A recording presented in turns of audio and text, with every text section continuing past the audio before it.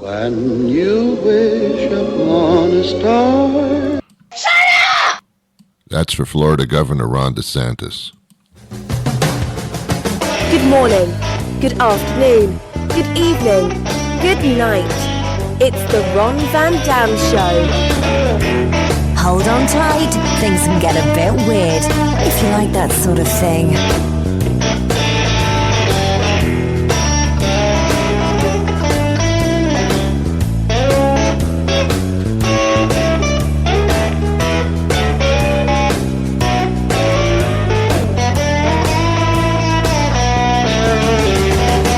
Hey, welcome to the program. It is the Ron Van Dam Show. That is who I am.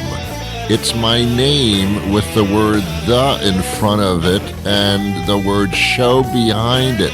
It's been carefully constructed accordingly.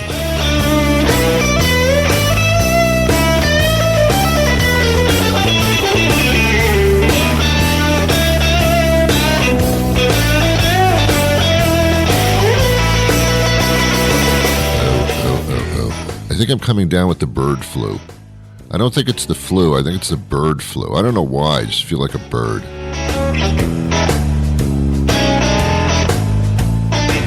I can tell I might have the bird flu because my eggs are a little off color. You know what I'm saying? Like at Easter, you know? That kind of off color? Yeah.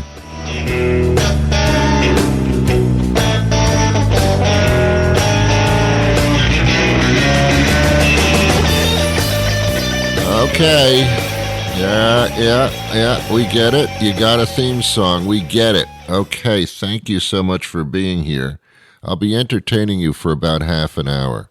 I don't want to extend my gracious stay on your behalf accordingly into your homes or your car, wherever you're listening to this. I am thankful for the time that you allow me. No, I'm not. How you doing? Good to see you. Yeah, that little piece at the beginning was dedicated to Governor Ron DeSantis, who apparently thinks that Disney World should be completely contained in some type of a controllable, like a controllable substance, like substance abuse. I don't know what the hell's wrong with this guy.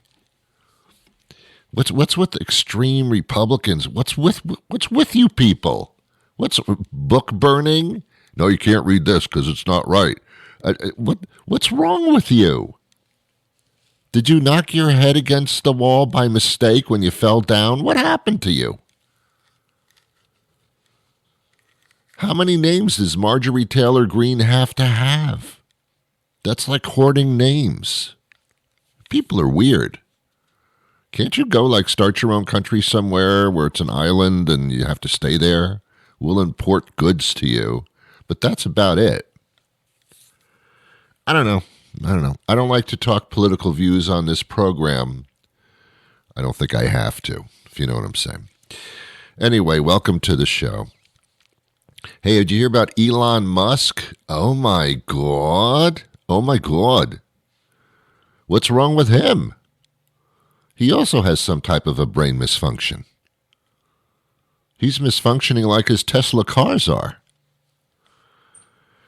Tesla is recalling, and Musk says recalling is a very too harsh a word here. Tesla's recalling about 360,000 Tesla self-driving cars. I didn't know there were that many. They're Tesla cars. I don't know if they're self-driving or not, but apparently the software that makes the car self-driving or whatever is malfunctioning. It's a problem. like when Tesla cars come to an intersection and they're self-driving, they keep going.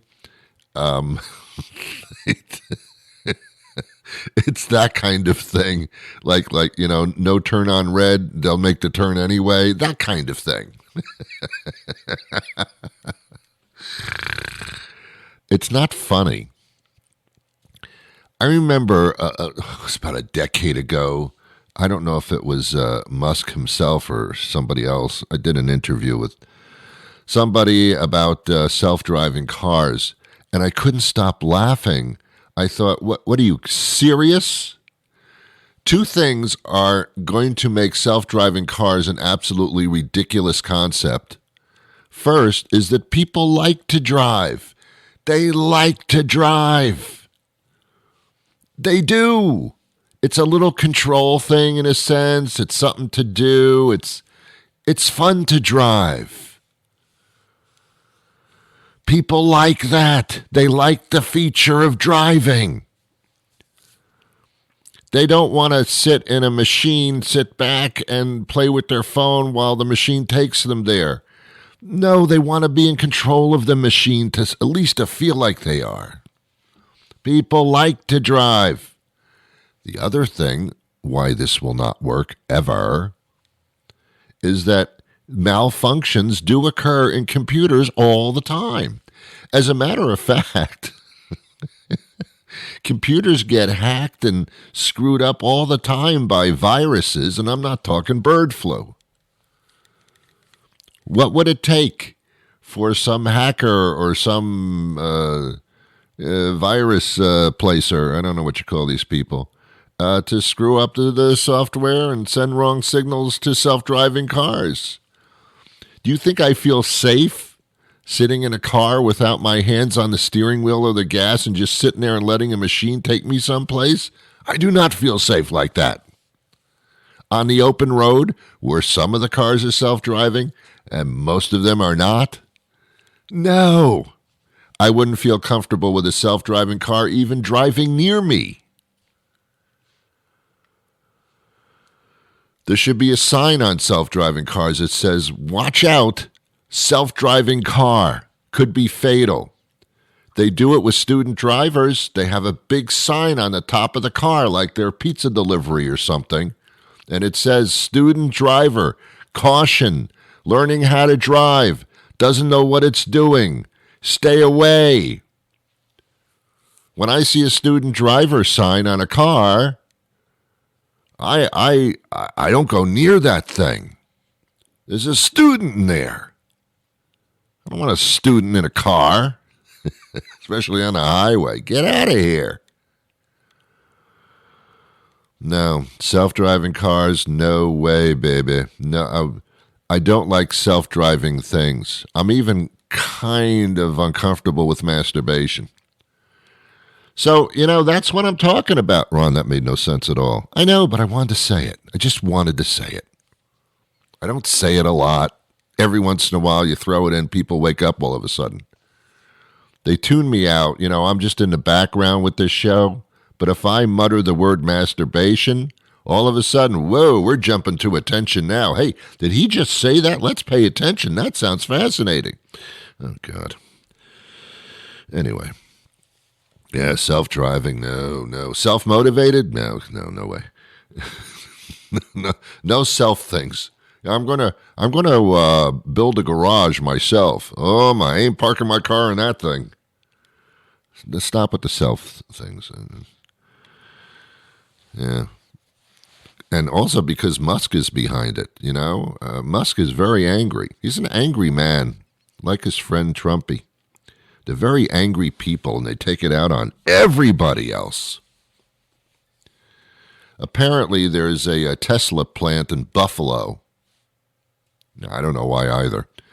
But there's a Tesla plant in Buffalo. I believe my story is accurate, but at least I'm admitting that I believe it's accurate. And apparently, Elon Musk or Tesla or somebody, the workers wanted to unionize. Remember, this is America. You can do that. Apparently, and you don't unionize unless you got a reason for it that drives them to have to be unionized. They want to be unionized because they're somehow being mistreated, underpaid, whatever the case may be. So Musk finds out about this. Guess what he does with these people that want to join the union? He fires them. It's America. You can fire anybody you want for any reason, unless it's race or religion oriented. Other than that, it's your private business. You can fire them because you don't like the way they look, because they have a big nose. Well, a lot of people wouldn't be working if that were the case, huh? You can't fire them because of the way they look if it's a racial thing. But if you just, seriously, do you see men and unusually large waisted women working, at Hooters? No, you don't. You can do whatever you want. You can fire anybody anytime you want. Hey, sure.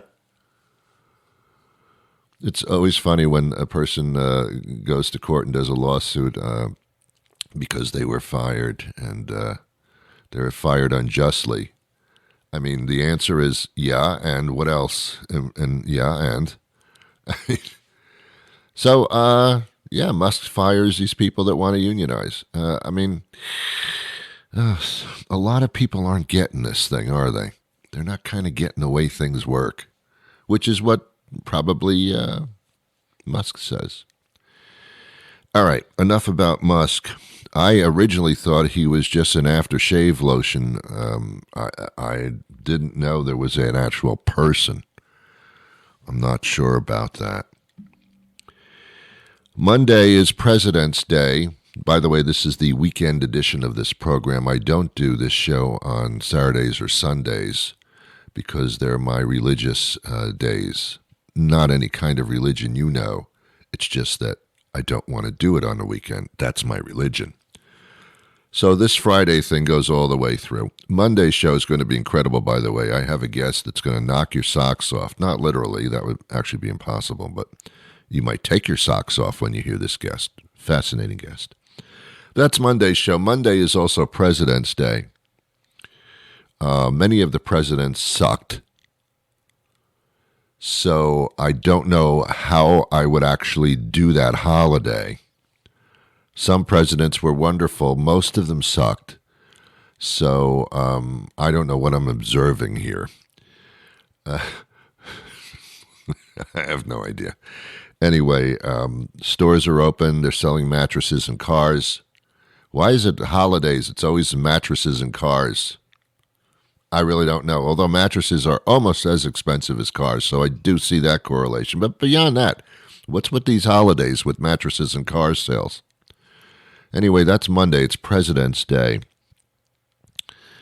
I don't know if it's Washington's birthday, and now it's President's Day. I think Lincoln's birthday was a different day, but I really don't know. I'm not even sure when Jesus was born, to be honest with you. But we still do Christmas, so I'm just confused about the whole thing. But anyway, it's a holiday. There's no mail. Well, where I live, there's no mail ever.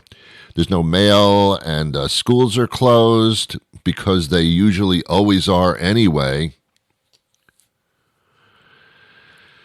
And it's one of those, and a lot of kids have the week off in various school systems. They take off the entire week because it's their winter break, spring break, I don't know what you call it, a midterm break. They have to come up with various reasons for kids not to go to school now. So they come out just about anything. They make up holidays so kids don't go to school and get away with it. So that's what's happening next week. I'm confused about it. Whenever there's a Monday holiday, it screws me up for the entire week. I don't know if it's Monday or Tuesday, and then that gets into Wednesday. I don't know if it's Wednesday or Tuesday. It's just the beginning of the week, it's the middle of the week. I have no idea at that point. These weeks are, do I put my trash out? Do I not put my trash out? Do I drink water today? Should I take my pills for my arthritis? Do I wear pants today? I don't know. Is it a no pants day? I don't have no. That's Monday's a holiday, quote unquote. It's a holiday for kids. If you have a regular job, it ain't no holiday. If you're in retail, you actually have to work harder. It just doesn't make sense. Labor Day's always funny to me when they have Labor Day sales. Excuse me, why are you giving people the day off? Because we're honoring the people that work. How? Making them work? I don't understand that holiday either. Is that? Or I always thought, and which would make sense, that Labor Day should be a holiday for women who are about to give birth. I think that would be really, really important because that's a task that I couldn't undertake and I kind of wouldn't want to. That sounds excruciating. There should be a holiday for women for that. But for people that work, why? What are you talking about? I don't even understand. I don't even understand. I guess I'm woke, or I'm not woke, or I haven't woke, or I've awakened, or I haven't awakened. I don't know what that means either. Anyway, I have an interesting guest coming up today, but I want to give it a little bit of an intro, and there'll probably be a little outro after it. Her name is Alison Bonds, and she actually does what her name is. She Alisons. She bonds. She bangs. No, sorry, that's not right. It's a song. That's a song, I think. I'm making myself laugh. I don't know if you're joining in or not. I have no idea. She's going to talk about investing in stocks or whatever. And that makes a lot of people nervous. First of all, they say, what's the difference between investing in stocks and gambling? I don't think there's much. I think she's going to talk about a newer way of doing it or something like that. The reason that I'm discussing it now is that I do not condone gambling. If you put your money somewhere, you could lose your money somewhere. That's all I'm saying. If you put it in a high-yield interest account, CD, whatever the case may be, and they're getting a little higher yield than 0.000000001%, you can actually make some interest now on if you save some money in various ways. That's guaranteed. No one's going to take from you. And actually, they're FDIC insured. The Federal Deposits Incorporated Candy Association of America, they will actually insure that so you don't lose your money in any way. That's the safe bet. You will not lose that money. It will only gain. Investing, yeah, you can make a lot more money than just a savings account of some sort or a CD, but you will also take a chance that that value could go down and you could lose money. That's all I'm saying. As appetizing as that interview may seem, there is risk involved. And if you're not in a position to risk, or you want to risk a portion of your income, whatever. I live in Massachusetts. I'm not gloating at all. I am bloating. I do have bloat, but I'm not gloating. Massachusetts, starting in just a few days, will allow gambling of all sorts. They already have casinos. That was kind of new a couple of years ago. But now, sports betting. You can do that online. You can do it anywhere. Sports betting will become legal. Here's the problem. There are all kinds of people in the world, especially those that are struggling financially. When you struggle financially, you do everything you can to get out of the hole, so to speak. Gambling has been available in convenience stores for a long time in Massachusetts and in other states. Off-track betting has been around forever in New York. There are lotteries in every state. So betting has always been available to you. Some people are addicted to things. It is addictive for addictive personalities. You know if you have an addictive personality or not. If you're a former smoker or you still smoke, you probably have an addictive personality. If you love alcohol more than 1 or 2 drinks a week, you probably have an addictive personality. These things can cause health problems that I've just mentioned. But when we're talking about gambling, your problem is more than your addiction to gambling, the excitement of gambling.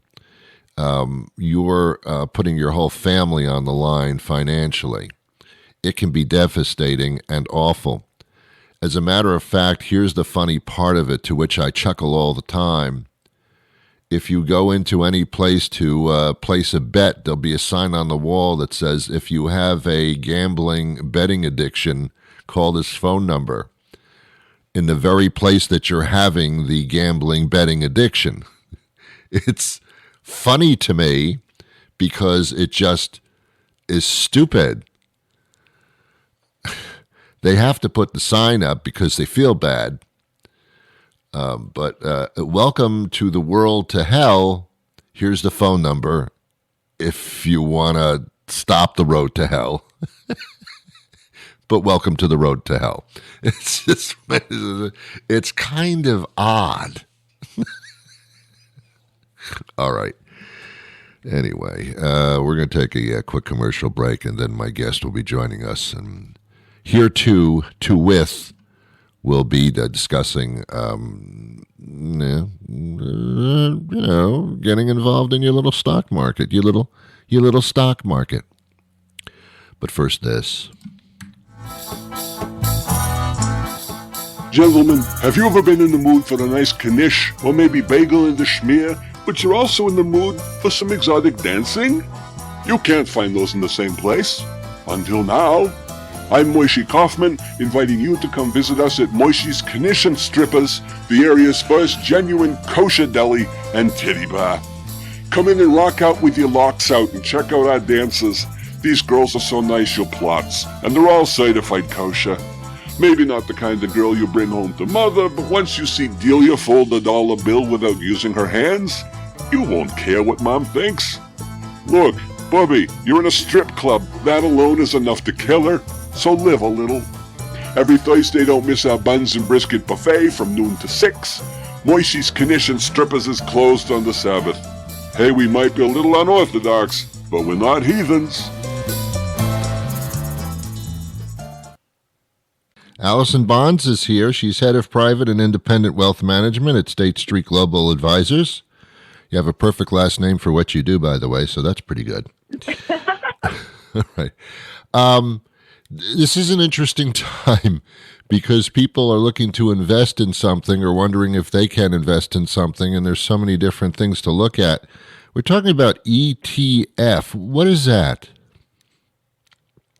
Well, ETF stand for Exchange Traded Funds. And Ron, they're really a basket of securities, somewhat like a mutual fund, meaning that they tend to be diversified, but they trade on a stock exchange like a stock does. I like to think of them as kind of breaking down that E, the T, and the F, with the E standing for efficiency. So you probably know they are more cost efficient typically than mutual funds. They're less expensive. Right. And they're more tax efficient. So they tend to not pay capital gains the way a lot of mutual funds can. Okay. That's the E. The T stands for transparency. So you see all of the ETF holdings at any time on the issuer's website. And then that F, lastly, stands for flexibility. So you get to trade throughout the day with an ETF, and you can respond more quickly to market movement. All right. The more you trade, the more you pay, though, right? I mean, there are fees and transactions. So there is a group of people that are helping you trade, or are you doing this yourself? You can do it yourself, or you can work with a financial advisor. It really depends. Okay. And there are a lot of no transaction fee platforms out there where you don't necessarily trade. You don't pay per trade. It depends. Okay. Yeah, a lot of people get into it, and then they start moving them around. Then tax time comes up, and whoa, I'm paying for those moves.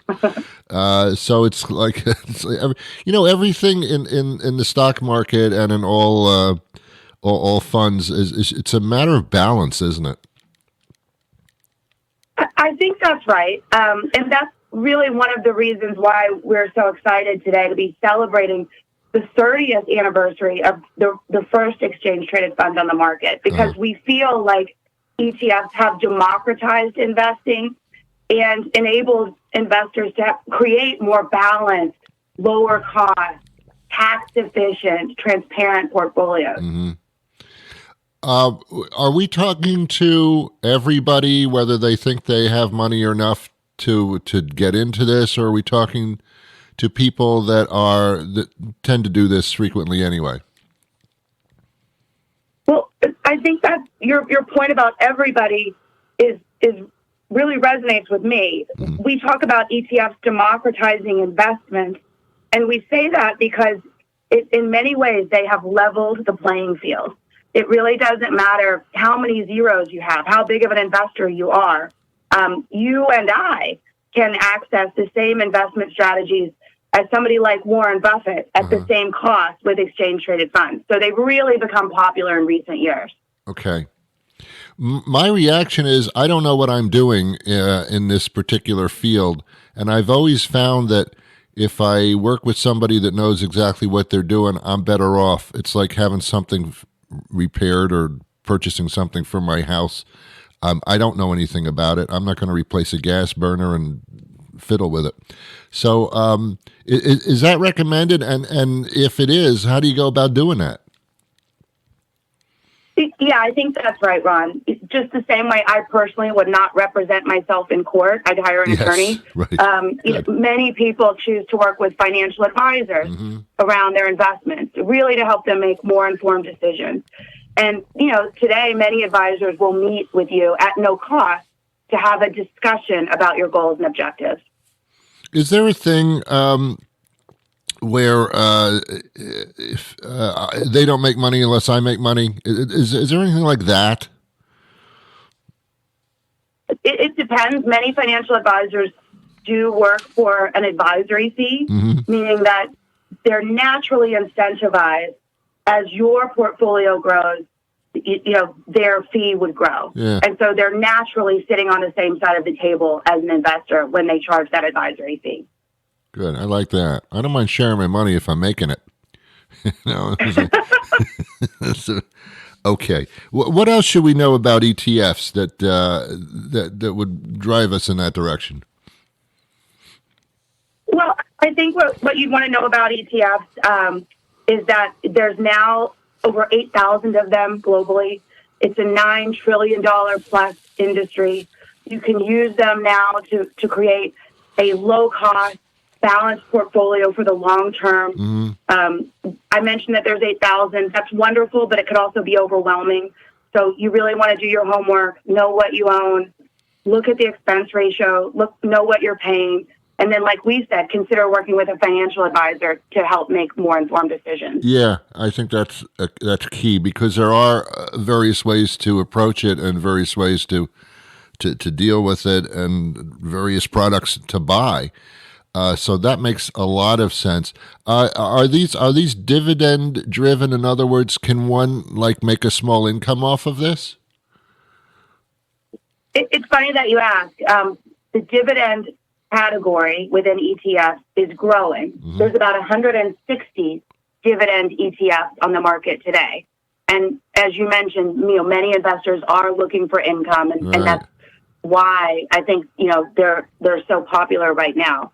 The interesting thing about dividend ETFs, and again, this goes back to knowing what you own, is that of those 160, some of them are screening for companies that are continually growing their dividend.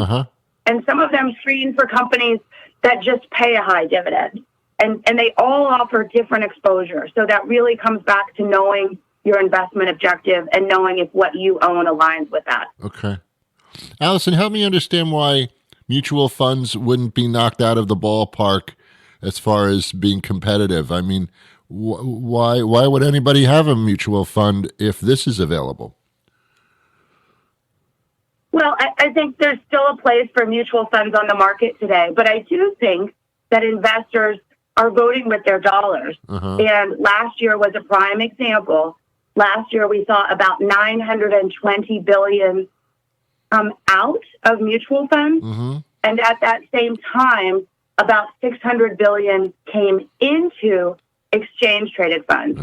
So I do think investors are voting with their dollars, as evidenced just last year. And I think they're recognizing the value of ETFs with their typically lower cost, typically more transparent, typically more tax efficiency, and the flexibility that they have with ETFs to trade them throughout the day. It's so interesting how the stock market bounces back almost all the time, if not all the time. And frequently it's a matter of just waiting it out till it does. But it always seems to bounce back and exceed even in the weirdest of times. And the biggest challenge is it still kind of pushes through like a freight train. It's kind of amazing in that sense. One might wonder why the market's doing so well when everything else is so dreary, but it does. How do you explain that? I think over time, like you mentioned, we've seen time and time again that it's really difficult to time the market. And if you're a longer term investor and you stick with it through bouts of volatility, the market has proven time and time again to be, a nice source of return for investors. Yeah. Okay. And everybody should check out to see if they can enter into this with what they might have spare wise to start something like this and what it would cost to do so. Where would they go to get that kind of information? Because everybody's got different questions about something like this. Sure. Well, you can go to our website. That is ssga.com. And again, there you can find all the up-to-date information about our exchange-traded funds themselves, or there's a ton of information on that website about how to best use ETFs within a broader, longer-term portfolio as well. Okay. Give me that website again in case someone didn't have a pen. Sure. ssga.com. Perfect.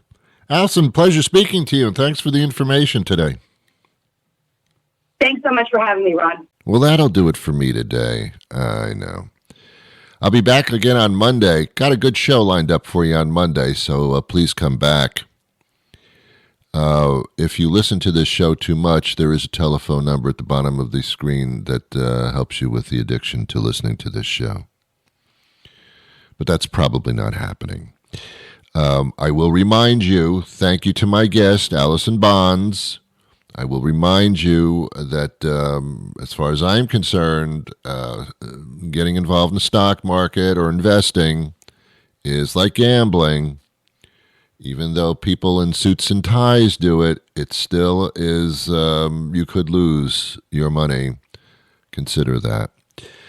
Okay, ladies and gentlemen of the jury, I ask you to deliberate. I'll be back on Monday to get your final decision, but until then, I wish you peace.